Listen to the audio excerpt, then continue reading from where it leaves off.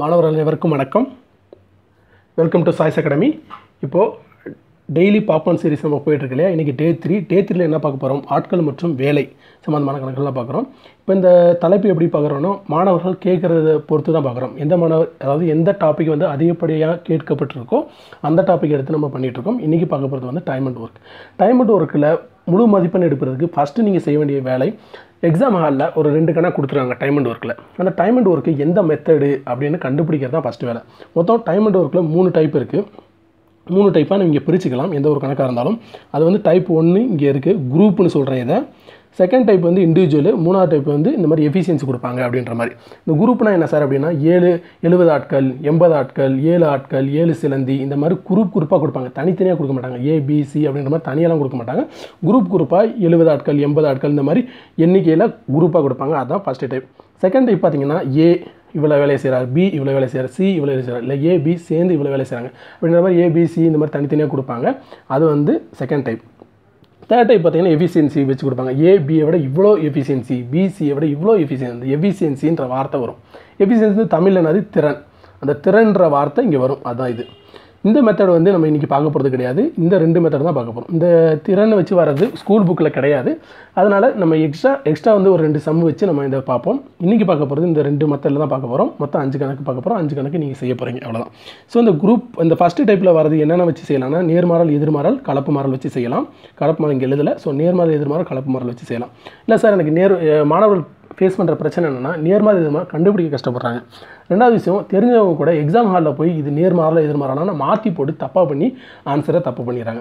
So அந்த மாதிரி நேர்மாறல் எதிர்மாறல் கண்டுபிடிக்க கஷ்டமாக இருக்குது அப்படின்றவங்க இந்த ஃபார்முலா பயன்படுத்தலாம். MD/W. எம்ங்கிறது வந்து எவ்வளோ மேனு, டிங்கிறது வந்து எவ்வளோ நாள், டபிள்யூங்கிறது எவ்வளோ ஒர்க்கு. ஸோ இந்த ஒரு ஃபார்முலா பயன்படுத்திங்கன்னா ஈஸியாக அந்த குழப்பமே இல்லாமல் பண்ணிடலாம். இந்த கணக்குகள் எங்கே இருக்குது பார்த்தீங்கன்னா, 7th புக்கில் இருக்குது, டேர்ம் 2ல் இருக்குது. தலைப்பு வந்து லைஃப் மேத்ஸ், அதாவது வாழ்வியல் கணிதத்தில் இருக்குது. சரிங்களா? அடுத்து டைப் 2 பார்த்தீங்கன்னா இண்டிவிஜுவலாக ஏபிசி இந்த மாதிரி கொடுத்துருப்பாங்க. இது என்னென்னு பார்த்தீங்கன்னா, இதில் வந்து என்னென்ன பண்ணலாம், சிம்பிளான கணக்குகள்னால் இந்த ஃபார்முலா பயன்படுத்தி போடலாம். அப்படி இல்லைனா ஒரு டேபிள் மெத்தட் இருக்குது. அந்த டேபிள் மெத்தடை ஒரு 5 கணக்காச்சும் நீங்கள் போட்டு பார்க்கணும். போட்டு பார்த்தா தான் அந்த டேபிள் மெத்தடே மனசில் பதியும். ஆனால் ஒன்ஸ் அந்த டேபிள் மெத்தட் மனசில் பதிஞ்சிச்சுன்னா எந்த ஒரு கணக்காக இருந்தாலும் நீங்கள் போட்டுடலாம். அதாவது ஏபி சேர்ந்து இவ்வளோ நாள் செய்கிறாங்க, பி இவ்வளோ நாள் விட்டுட்டு போகிறாரு, சி அதுக்கப்புறம் வராரு, இந்த மாதிரி எந்த ஒரு கணக்கை மாற்றி கேட்டாலும் அந்த டேபிள் மெத்தடில் உங்களால் போட முடியும். ஸோ அந்த டேபிள் மெத்தடை ஆனால் அண்டர்ஸ்டாண்ட் பண்ணிக்கிறதுக்கு ஒரு 5 கணக்காச்சும் நீங்கள் போட்டு பார்க்கணும். ஸோ அதை வச்சு பார்க்க போகிறோம். இது எங்கே இருக்குன்னு பார்த்தீங்கன்னா 8th டேர்ம் 3, அதேமாதிரி வாழ்வியல் கணிதத்தில் இருக்குது, லைஃப் மேத்ஸில் இருக்குது. சரிங்களா? ஸோ இந்த கணக்குகள்லாம் நம்ம பார்க்க போகிறோம். இது என்ன சார் 7 கொஸ்டின் கொடுத்துருக்கீங்க அப்படின்னு பார்த்தீங்கன்னா, 7 வித்தியாசமான வினாக்களாச்சும் நீங்கள் இதில் போட்டு பார்க்கணும் அப்படின்றக்காக தான் நான் கொடுத்துருக்கேன். ஓகேங்களா? ஸோ இன்றைக்கி கணக்குகளில் போவோம். இந்த கணக்குகள் பாருங்கள். இங்கே 7 ஆட்கள் ஒரு வேலையை 52 நாட்களில் செய்து முடிக்கின்றனர். அதே வேலையை 13 ஆட்கள் எத்தனை நாட்களில் செய்து முடிப்பார் அப்படின்றாங்க. ஸோ இது நேர்மாறல் எதிர்மாறல் கணக்கு. இதை நேர்மாறல் எதிர்மாறல் பார்த்து செய்யணும்னு செய்யுங்க. இப்போ நான் வந்து இந்த ஃபார்முலா மெத்தட் சொல்கிறேன். MD/W. அதாவது 2 ஸ்டேட்மெண்ட் கொடுப்பாங்க. அதனால் நீங்கள் எப்படி பண்ணணும்னா MD/W 2 தடவை போட்டுக்கணும். ஓகேவா? இந்த இதில் பார்த்தீங்கன்னா எம்ங்கிறது வந்து எவ்வளோ ஆட்கள் அப்படிங்கிறது, டிங்கிறது வந்து எவ்வளோ நாட்கள்ங்கிறது, டபிள்யூங்கிறது வந்து எவ்வளோ வேலை, ஒர்க்கு அப்படின்றது. சரிங்களா? இப்போ ஃபஸ்ட்டு கணக்கில் என்ன கொடுத்துருக்காங்க, 7 ஆட்கள். எம்முக்கு பதிலாக 7 ஆட்கள். அடுத்து எவ்வளோ நாட்கள்? 52 நாட்கள். 7 ஆட்கள் 52 நாட்கள். வேலையை பற்றி சொல்லலை, அதனால் விட்டுறலாம். ஒரு வேலைன்னு இருக்காங்க, அதனால் ஒரு வேலைன்னு போடலாம், இல்லைன்னா விட்டுறலாம். இப்போ பார்த்தீங்கன்னா செகண்ட் ஸ்டேட்மெண்ட் என்ன சொல்கிறாங்க, அதே வேலையை 13 ஆட்கள், எம்முக்கு பதிலாக 13 ஆட்கள் சொல்லிட்டாங்க. நாட்கள் கொடுக்கலை, நாட்கள் தான் கேட்டிருக்காங்க. அதே வேலையை பற்றி இங்கே சொல்லாதனால விட்டுறலாம். அதே வேலை ஒரே வேலை அப்படின்றது நம்ம வேலையோட எண்ணிக்கை கொடுக்குன்றதுனால அந்த வேலையை விட்டுறலாம். இந்த ஃபார்முலாவில் எது கொடுக்கலனாலும் நீங்கள் விட்டுறலாம். சரிங்களா? இப்போ பாருங்கள், இந்த டி தான் உங்களுக்கு தேவை. டி தேவைன்றனால இந்த 13 என்ன பண்ணுவீங்க, கீழே கொண்டு வருவீங்க. 13 4 13 52, 4 7 28. ஆன்சர் வந்து டி. ஓகேவா?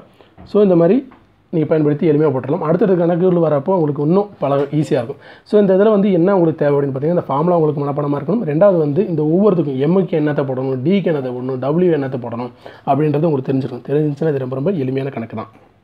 இப்போ அடுத்த கணக்கு பாருங்கள். இந்த கணக்கு நீங்கள் போட்டு பாருங்கள். அதே மாதிரி மெத்தட் தான். ஆட்கள் நாட்கள் கொடுத்துருக்கேன். அடுத்து திருப்பி ஆட்கள் கொடுத்துட்டு நாட்கள் கேட்டிருக்கேன். அந்த ஃபார்முலாவில் அதே மெத்தட் பயன்படுத்தினா ஈஸியாக வந்துடும்.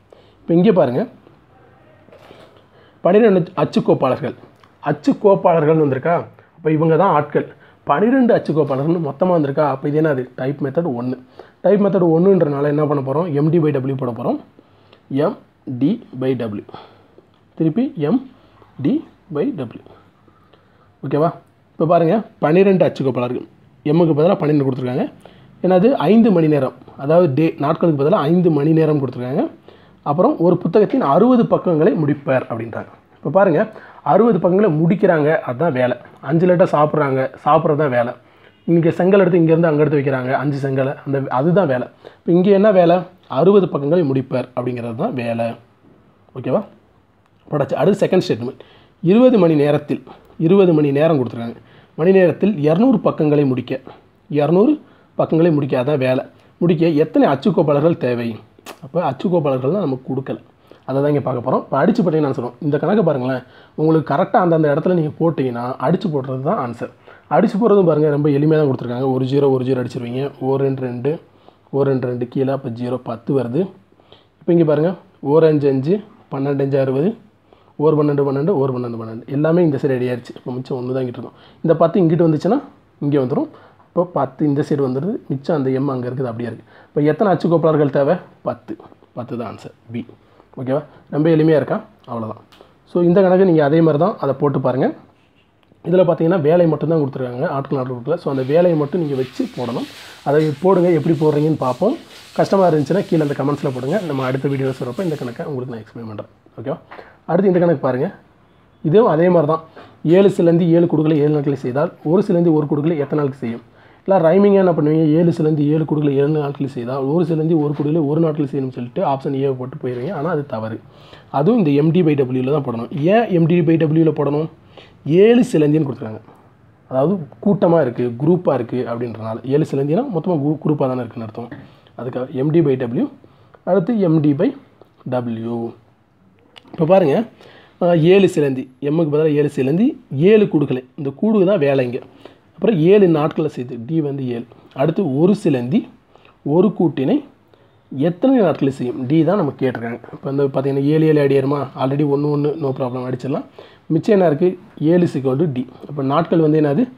7 நாட்களில் செஞ்சு முடிக்கும். அதுதான் கரெக்டான ஆன்சர். ஓகேவா? அடுத்து இந்த கணக்கு நீங்கள் போட்டு பாருங்கள். ஸோ எப்படின்னா ஒவ்வொரு கணக்கு நீங்கள் கற்றுக்கிறீங்க, அதே மாதிரி மாடலில் நீங்கள் போட்டு பார்க்கணும். நான் ஆல்ரெடி சொன்னது தான், எவ்வளோக்குள்ள ப்ராக்டிஸ் பண்ணுறீங்களோ அவ்வளோக்குள்ள தான் உங்கள் மனசில் அது நல்லா பதியும், உங்களுக்கு அந்த சிந்திக்கிற திறன் வந்து வரும்.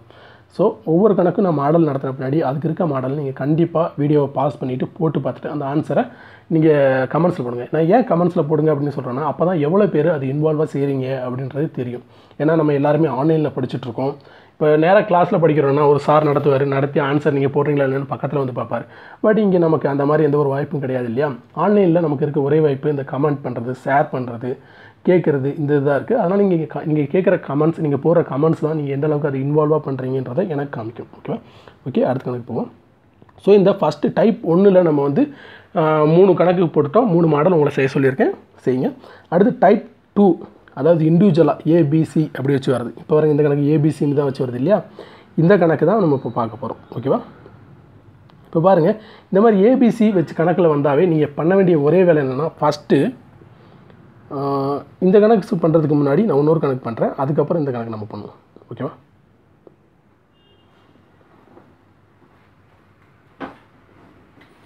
ஸோ இந்த கணக்கு நான் பண்ணுறேன்.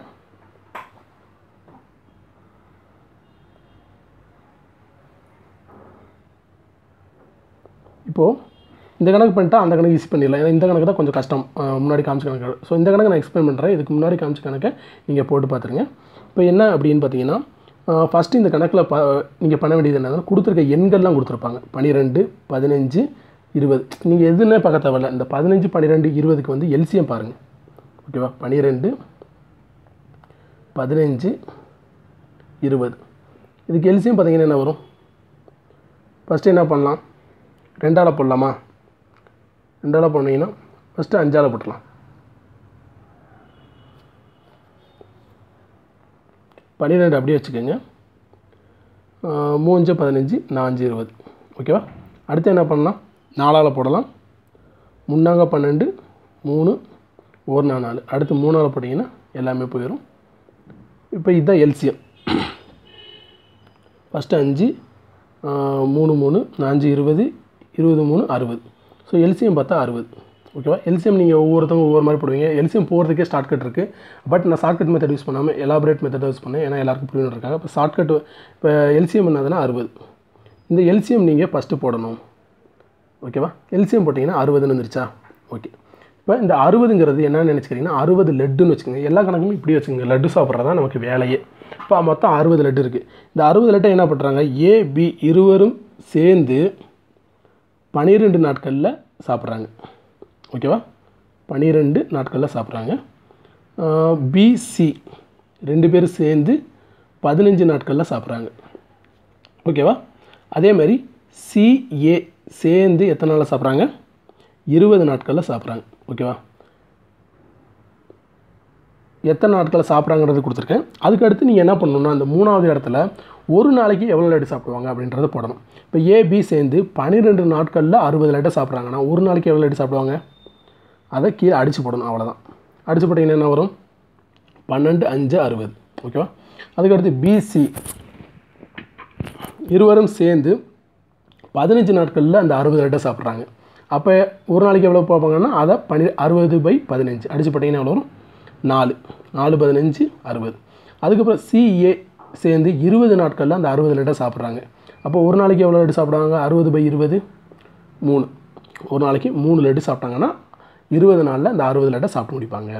இப்போ பாருங்கள், எல்லோரும் சேர்ந்து இந்த மாதிரி சாப்பிட்றாங்களே, எல்லோரும் சேர்ந்து ஒரு நாளைக்கு எவ்வளோ லட்டு சாப்பிட்றாங்கன்னு பார்த்தீங்கன்னா 9 10 12 இதா இல்லையா, 12. இப்போ ஆனால் இந்த லெஃப்ட்ஸில் பாருங்களேன், 2A இருக்கார், 2B இருக்கார், 2C இருக்கார். ஓகேவா. அப்போ என்ன வரும், 2 தடவை போட்டுட்டு A + B + C. ஓகேவா. இதுதான். இப்போ 2 தடவை A + B + C சேர்ந்து ஒரு நாளைக்கு 12 லட்டு சாப்பிட்றாங்க. அப்போ ஒரு தடவைனா எவ்வளோ லட்டு சாப்பிடுவாங்க, A + B + C. இப்போ இந்த 2 இங்கே வந்து 12/2 அடித்து போட்டோம்னா எவ்வளோ வரும், 6. இப்போ ABC சேர்ந்து ஒரு நாளைக்கு 6 லட்டு சாப்பிட்றாங்க. சரிங்களா. ஒரு நாளைக்கு 6 லட்டு சாப்பிட்றாங்க. அப்போது மொத்தம் எவ்வளோ லட்டு இருக்குது, 60 லட்டு. 60 லட்டு எவ்வளோ நாளில் சாப்பிடுவாங்க, ஒரு நாளைக்கு 6 லட்டு சாப்பிட்டா 10 நாளில் சாப்பிட முடிப்பாங்க. அதாவது 60/10 சரி 60/6 10. அப்போ மூவரும் சேர்ந்து எவ்வளோ நாளில் சாப்பிட முடிப்பாங்கன்னா 60/10 10 நாட்களில் சாப்பிட முடிப்பாங்க. இந்த கணக்கு கஷ்டமான கணக்கை இந்த மெத்தடில் போட்டிருக்கேன். ஈஸியான கணக்கு ஃபஸ்ட்டு போட்டுட்டு அதுக்கடுத்து போட்டிருக்கலாம். பட் நமக்கு டைம் இல்லை அப்படின்றதுனால ஏற்கனவே கஷ்டமான கணக்கு போட்டிருக்கேன். இதை வந்து திருப்பி வீடியோவை முன்னாடி இருந்து ரிவைன் பண்ணி பாருங்கள். பார்த்தீங்கன்னா ரொம்ப ரொம்ப ஈஸியாக தான் இருக்கும். ஃபஸ்ட்டு என்ன பண்ணுறோம், எல்சிஎம் எடுத்துக்கிறோம். எல்சிஎம் தான் மொத்த லட்டுன்னு வச்சுக்கிறோம். அப்போது இந்த மாதிரி ஒவ்வொரு 2 பேரும் சேர்ந்து எவ்வளோ நாளில் சாப்பிடுவாங்கன்றதை ஆல்ரெடி கணக்கில் கொடுத்துருக்காங்க. அதிலிருந்து அடித்து போட்டு ஒரு நாளில் எவ்வளோ லட்டு சாப்பிடுவாங்க அப்படின்றத போடுறோம். அப்புறம் 3 பேர் சேர்ந்து ஒரு நாள் எவ்வளோ லட்டு சாப்பிடுவாங்கன்னு பார்க்குறோம். இந்த லெஃப்ட் சைடு கூட்டு பார்த்தா 2 தடவைன்ற வரனால அது 2 தடவை அடிச்சு போட்டால் ஒரு நாளைக்கு 3 பேர் சேர்ந்து 6 லட்டு சாப்பிட்றாங்க. ஒரு நாளைக்கு 6 லட்டு சாப்பிட்டாங்கன்னா மொத்தம் 60 லட்டு சாப்பிட்றதுக்கு 10 நாள் ஆகும் அப்படின்றத கணக்கு. இதில் என்ன கேட்டிருக்காங்க, அடுத்து எத்தனை நாட்களையும் செய்து முடியும், தனித்தனியே இருந்தாங்கன்னா எத்தனை நாள் செஞ்சு முடிப்பாங்க அப்படின்னு கேட்குறாங்க. மொத்தமாக இருந்தால் 10 நாள் செஞ்சு முடிப்பாங்க, தனித்தனியாக இருந்தால் எத்தனை நாள் செஞ்சு முடிப்பாங்க அப்படின்னு கேட்பாங்க. இப்போ பாருங்கள், ஃபஸ்ட்டு இதில் கொடுத்துருக்காங்க, அது என்னது, ஏபி சேர்ந்து ஒரு நாளைக்கு 5 லட்டு சாப்பிட்றாங்க. ஆனால் ஏபிசி 3 பேர் சேர்ந்து ஒரு நாளைக்கு எத்தனை லட்டு சாப்பிட்றாங்க, 6 லட்டு சாப்பிட்றாங்க. அப்போ சாரி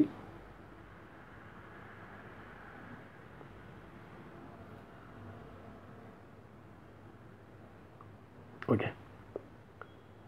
இப்போ கணக்கில் என்ன இருந்துச்சுன்னா, ஏபி 3 பேர் சேர்ந்து ஒரு நாள் சேர்ந்து வந்து மொத்த வேலையை 10 நாளில் முடிப்பாங்க.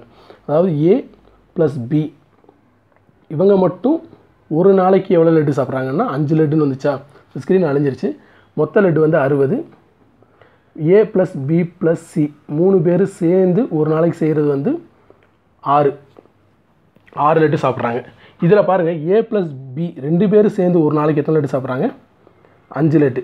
A + B + C 3 பேர் சேர்ந்து ஒரு நாளைக்கு எத்தனை லட்டு சாப்பிட்றாங்க, 6 லட்டு. அப்போது இந்த ஏவும் பி வந்து 5 போயிடுச்சுன்னா மிச்சம் இருக்க அந்த ஒரு லட்டை யார் சாப்பிட்ருப்பான்னா சி. சரிங்களா. இப்போ சி வந்து ஒரு நாளைக்கு 1 லட்டு சாப்பிட்றாரு. ஓகேவா. சி ஒரு நாளைக்கு 1 லட்டை சாப்பிட்டாருன்னா மொத்தம் 60 லட்டை சாப்பிட்றதுக்கு அவருக்கு எவ்வளோ நாள் ஆகும், 60 நாள் ஆகும். ஓகேவா. ஸோ இதே மாதிரி மெத்தட் வச்சு நீங்கள் அனைத்து கணக்கும் போட்டுடலாம். சரி, அதாவது பிக்கும் சிக்கும் டிக்கும் இந்த மாதிரி எல்லாருக்குமே போட்டுடலாம். ஓகேவா. இப்போ இந்த கணக்கும் பாருங்கள், இந்த கணக்கும் நீங்கள் அதே மெத்தட் போட்டிங்கன்னா உங்களுக்கு ஆன்சர் வந்து இங்கே என்ன கேட்டிருக்காங்க, பி மட்டும் தனியே சேர்ந்தால் அந்த வேலையை எவ்வளோ நாள் செய்வார் அப்படின்னு கேட்குறாங்க. இந்த கணக்கு நீங்கள் போட்டு பாருங்கள், ப்ராக்டிஸ் பண்ணி பாருங்கள், கீழே போடுங்க. இல்லை சார் இந்த கணக்கு இந்த மெத்தட் வந்து எங்களுக்கு கொஞ்சம் கஷ்டமாக இருக்குது அப்படின்ற மாதிரி நீங்கள் கமெண்ட்ஸில் போட்டிங்கன்னா நான் என்ன பண்ணுவேன்னா இதில் ஃபஸ்ட்டு எளிமையான கணக்கை எடுத்து இந்த டேபிள் மெத்தட் உங்களுக்கு புரிய வச்சுட்டு அதுக்கப்புறம் இந்த மாதிரி கஷ்டமான கணக்கை உங்களுக்கு எக்ஸ்பிளைன் பண்ணுவேன். ஓகேவா? சரி பார்ப்போம். இந்த புரிஞ்சிருக்கிறத கொஞ்சம் ரிவைண்ட் பண்ணி நீங்கள் பாருங்கள் எந்த அளவுக்கு இது புரியுதுன்றதை பார்ப்போம். பட் என்ன ஒரு விஷயம் இந்த டேபிள் மெத்தடில் என்ன ஒரு ஸ்பெஷாலிட்டி அப்படின்னு பார்த்தீங்கன்னா ஒரு கணக்கை நீங்கள் பார்த்தாவே போதும், எல்லா கணக்கும் இந்த டேபிள் மெத்தடில் போடலாம். பாருங்களேன், இந்த கணக்கை கூட நான் இந்த டேபிள் மெத்தடில் போடலாம். இதில் என்னென்ன எண்கள் வந்திருக்கு பாருங்கள், 4 12 18 4 12 18. இந்த 3க்கு எல்சிஎம் போட்டால் என்ன வரும்? 4ஆல் ஃபஸ்ட்டு போடுவோம். 1 4 4 3 12 18 அப்படியே வச்சுக்குவோம். ஓகே, அடுத்து 3ஆம் வாய்ப்பால் போடலாம். 1 1 6 3 18. ஓகேவா?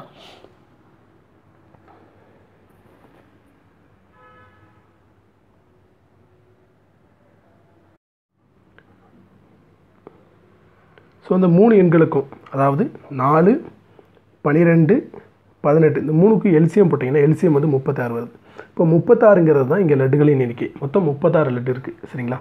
இப்போ ஏபிசி மூவரும் சேர்ந்து அந்த 36 லட்டை 4 நாட்களில் சாப்பிட முடிக்கிறாங்க. ஏ மட்டும் ஒரு நாள் அந்த 36 லட்டை 12 நாட்களில் சாப்பிட முடிக்கிறார். பி மட்டும் அந்த 36 லட்டை 18 நாட்களில் சாப்பிட முடிக்கிறார். சி தான் கேட்டிருக்காங்க. சி மட்டும் எவ்வளோ நாளில் முடிப்பார்ன்ற கேட்டிருக்காங்க, அது தெரியாது. அப்புறம் என்ன கொடுத்துருக்காங்க, ஏபிசி இந்த 3 பேர் சேர்ந்து அந்த லெட்டை வந்து 4 நாட்களில் சாப்பிட முடிக்கிறாங்க. இதுதான் கணக்கு கொடுத்துருக்கிறது. எழுதியாச்சா?